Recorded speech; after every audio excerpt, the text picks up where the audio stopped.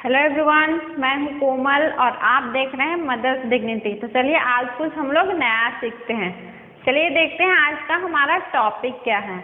आज का हमारा टॉपिक है वाक्य विचार।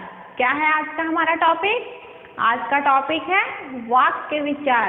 In English it is syntax. It is in English syntax. चलिए आइए देखते हैं क्या है वाक्य विचार। शब्दों के मेल से वाक्य बनते हैं। क्या लिखा हुआ है? शब्दों के मेल से वाक्य बनते हैं। अगर हम 2-3 शब्द मिला देते हैं तो क्या बनता है? वाक्य बनता है।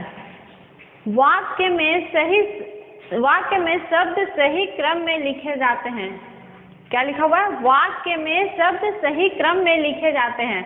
अगर हम कोई वाक्य बना रहे हैं और शब्द लिख रहे हैं और अगर सही से नहीं लिखा हुआ है तो वो सारा वाक्य जो बना हुआ है वो सारा रॉन्ग हो जाएगा। अगर हम लोग सही से उसको सजा करके लिखते हैं तो वो सही बनेगा, बट अगर हम डिसऑर्डर लिख देंगे, मतलब सजा करके वो नहीं लिखेंगे तो वो पढ़ने में भी अच्छा नहीं लगेगा और सुनने में भी अच्छा नहीं लगेगा। जैसे देखिए यहाँ पर क्या लिखा हुआ है, रंजीता दूध पी रही है।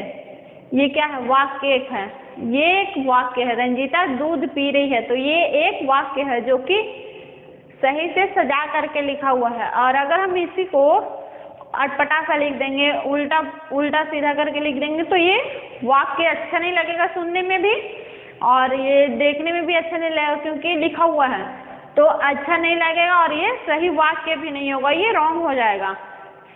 सेकंड क्या है? सेकंड है मछली तालाब में तैर रही है। सेकंड है मछली तालाब में तैर रही है। तो ये क्या है? ये सही तरीके से लिखा हुआ है। ये सजा करके सारे शब्दों को सारे सजा करके लिखा हुआ है, जो कि अगर हम सजा करके लिखेंगे तो वो वाक्य बनेगा। और अगर हम जैसे तैसे लिख देते हैं, जैसे यहाँ पर क्या है, मछली तालाब में तैर रही है, अगर हम लिख देते हैं तालाब मछली में तैर रही, तो ये क्या हुआ? ये तो रॉन्ग हो गया। ये सारे शब्द भी उल्टे पुल्टे, मतलब आगे पीछे लिख दिए गए हैं और फिर ये वाक्य भी सही सुनने में नहीं लग रहा है ना। देखिए क्या है, तालाब मछली में तैरी, तो ये तो कोई सारा शब्द नहीं बना और ये सुनने में भी अटपटा लग रहा है और ये वाक्य भी नहीं बना, क्योंकि सारे शब्द आगे पीछे लिखे हुए, उल्टे पुल्टे लिखे हुए हैं इसलिए। थर्ड क्या है?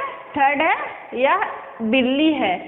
थर्ड है यह बिल्ली है। ये क्या है? सही तरह से सजा करके लिखा हुआ, तो ये सेंटेंस हम लोग को सुनने में भी अच्छा लग रहा है और ये एक वाक्य भी है। और अगर इसी को सजा करके नहीं लिखा हुआ रहेगा तो सुनने में भी थोड़ा अटपटा सा लगेगा, इसलिए हमें वाक्य बनाना होता है तो हम लोग सेंटेंस को, सारे शब्दों को सजा करके लिखते हैं।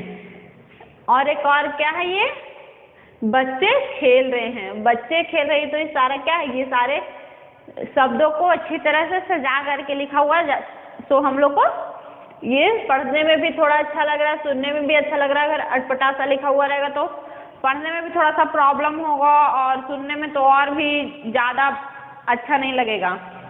इसलिए हमें शब्दों को सजा करके लिखना चाहिए ताकि हमें सुनने में अच्छा लगे और पढ़ने में भी आसानी हो।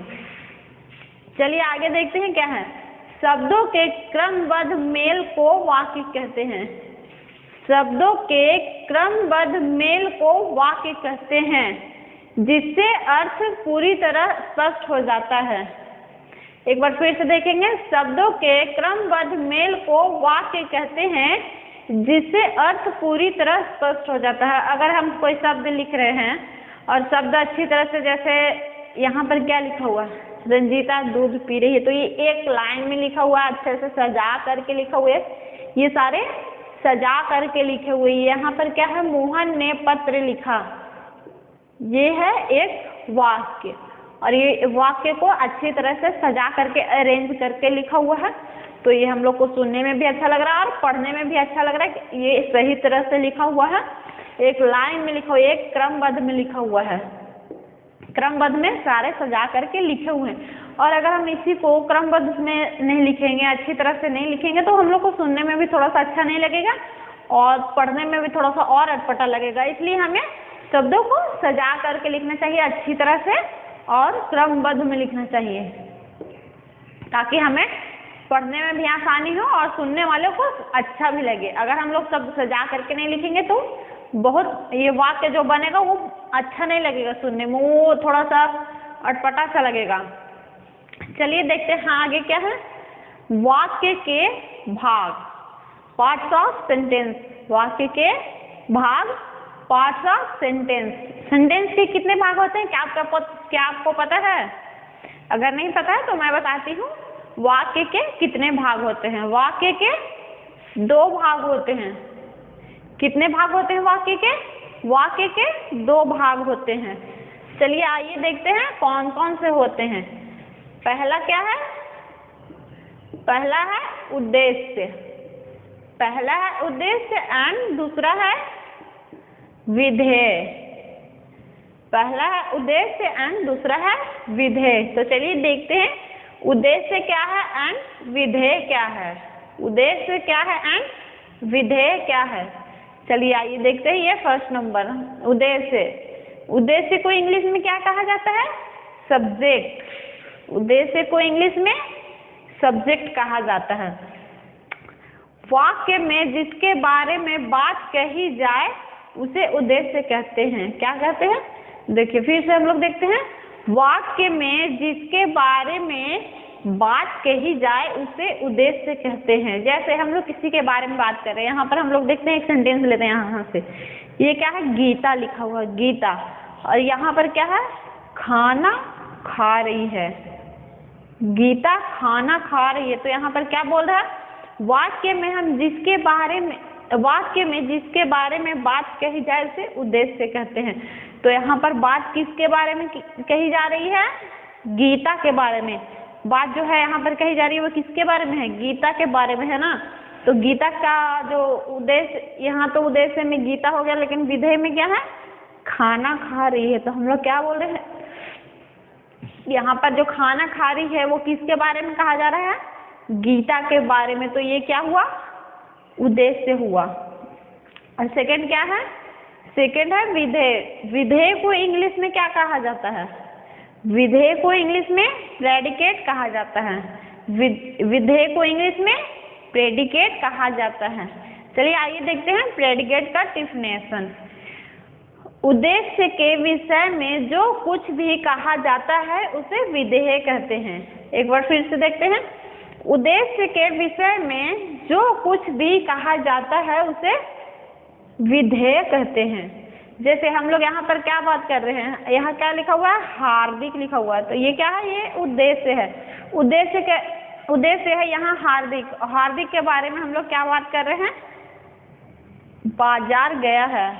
हार्दिक है वो बाजार गया है। तो यहाँ हम लोग हार्दिक के बारे में बात कर रहे हैं जो कि उद्देश्य है। और विधेय क्या है कि वह बाजार, हार्दिक जो है वो बाजार गया है। हार्दिक बाजार गया है। तो ये क्या हुआ? ये विधेय है और हार्दिक क्या है? उद्देश्य है। अगर उद्देश्य नहीं रहेगा तो वो विधेय अनकम्प्लीट रहेगा। ये अगर सब्जेक्ट नहीं रहेगा तो प्रेडिकेट अनकम्प्लीट रहेगा, क्योंकि अगर जब तक सब्जेक्ट नहीं रहेगा तब तक प्रेडिकेट होगा ही नहीं। मतलब बिना सब्जेक्ट का कोई सेंटेंस बनेगा ही नहीं, वो सेंटेंस इनकम्प्लीट रहेगा बिना ये सब्जेक्ट का, क्योंकि बिना सब्जेक्ट का कोई शब्द वाक्य बनता ही नहीं है। चलिए देखते हैं नेक्स्ट क्या है। नेक्स्ट लिखा हुआ है राखी। और राखी क्या है? उद्देश्य है, ये सब्जेक्ट है। और ये विधेय में क्या बता रहा है राखी के बारे में? राखी किताब पढ़ा रही है। क्या है? राखी किताब पढ़ा रही है। तो राखी क्या है? राखी उद्देश्य है जो कि सब्जेक्ट है। और विधेय क्या है? ये किताब पढ़ा रही है। तो ये यहाँ पर क्या बता रहा है? राखी के बारे में जो प्रेडिकेट है वो क्या बता रहा है कि वह किताब पढ़ा रही है। तो वह किताब पढ़ा रही है, किसी को कोई बच्चे को पढ़ा रही है, किसी को पढ़ना सिखा रही है। और क्या है? प्रीति। यहाँ पर प्रीति उद्देश्य है, प्रीति सब्जेक्ट है। और प्रीति के बारे में क्या कहा जा रहा है? नृत्य करती है। नृत्य मीन्स क्या होता है आप लोग को पता है? नृत्य मीन्स होता है डांस करना। नृत्य मीन्स डांस। डांस का हिंदी क्या होता है? नृत्य। तो यहाँ प्रीति का विधेय क्या बता रहा है कि वो डांस कर रही है, मीन्स नृत्य कर रही है। प्रीति जो है वो नृत्य करती है। अगर हम बोलेंगे यहाँ पर नृत्य करती है, तो यहाँ पर ये तो नहीं ना पता चल रहा है कि किसके बारे में कहा जा रहा है। यहाँ पर ये नहीं पता चल रहा है कि नृत्य करती है, तो कौन नृत्य करती है। यहाँ पर एक क्वेश्चन मार्क आ जा रहा है। अगर हम सिर्फ लिखेंगे नृत्य करती है, तो यहाँ पर क्वेश्चन मार्क आ जाएगा, क्योंकि यहाँ पता नहीं चल रहा कि कौन नृत्य करती है, किसके बारे में हम बात कर रहे हैं। अगर यहाँ पर भी हम देख लेते हैं किताब पढ़ा रही है, ये क्या है, किताब पढ़ा रही है। तो किताब पढ़ा रही है, तो ये तो यहाँ पर क्वेश्चन मार्क आ जा रहा है, क्योंकि यहाँ पता नहीं चल रहा है कि हम लोग किसके बारे में बात कर रहे हैं, कि कौन किताब पढ़ा रहा है।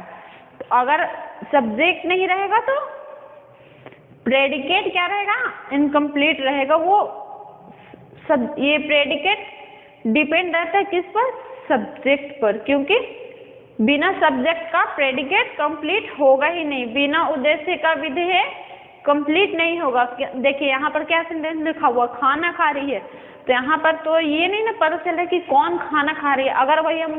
अगर हम लोग इसको ऐड कर लेते हैं, गीता लिखा हुआ, गीता को हम लोग ऐड करते हैं, तो यहाँ पर क्या हो जा रहा है, गीता खाना खा रही है। तो यहाँ पर पूरी तरह से सेंटेंस क्या हो जा रहा है, कंप्लीट हो जा रहा है कि गीता खाना खा रही है। खाना खा रही है वो कौन है, वो गीता है। तो यहाँ पर पूरा तरह से कंप्लीटली क्लियर हो जा रहा है कि हम लोग किसके बारे में बात कर रहे हैं, कौन खाना खा रही है। यहाँ पर हम लोग गीता के बारे में बात कर रहे हैं और गीता खाना खा रही है। देखो अगर ये सेंटेंस आप लेते हो तो क्या है, बाजार गया है। तो यहाँ पर भी एक क्वेश्चन मार्क आ जा रहा है, बाजार गया है। तो हम लोग को तो ये क्लियर पता नहीं हो रहा है कि कौन बाजार गया है, हम लोग किसके बारे में बात कर रहे हैं। और अगर हम लोग उद्देश्य को ऐड कर लेते हैं, मीन्स मिला लेते हैं, उद्देश्य को लेकर के चलते हैं। उद्देश्य क्या है, हार्दिक। तो हार्दिक बाजार गया है, हार्दिक बाजार गया है। तो यहाँ पर क्या है, हार्दिक बाजार गया। तो ये पूरी तरह से सेंटेंस कंप्लीट हो जा रहा है। यहाँ पर हम लोग बात किसके बारे में कर रहे हैं, हार्दिक के बारे में बात करें कि वो बाजार गया है। बट अगर हम लोग सिर्फ विधेय पढ़ते हैं कि बाजार गया है, तो यहाँ पर क्वेश्चन मार्क आ जा रहा है कि कौन बाजार गया है, हम लोग किसके बारे में बात कर रहे हैं। बट अगर उद्देश्य को ले करके पढ़ते हैं तो क्या है, हार्दिक बाजार गया। यहाँ से पूरी तरह से यहाँ पर क्लियर हो जा रहा है कि हम लोग हार्दिक के बारे में बात कर रहे हैं और बाजार हार्दिक गया है। बट अगर उद्देश्य को छोड़कर बात करते हैं तो यहाँ पर क्वेश्चन मार्क आ जाता है। यहाँ पर पता नहीं चलता है कि हम लोग किसके बारे में बात कर रहे हैं। तो आई होप गाइस आप लोग को ये वाक्य विचार अच्छी तरह से समझ में आया होगा। और अगर समझ में आया तो हमारे वीडियो को लाइक कीजिए और हमारे चैनल को सब्सक्राइब कीजिए। Thank you guys, thank you for watching this tutorial.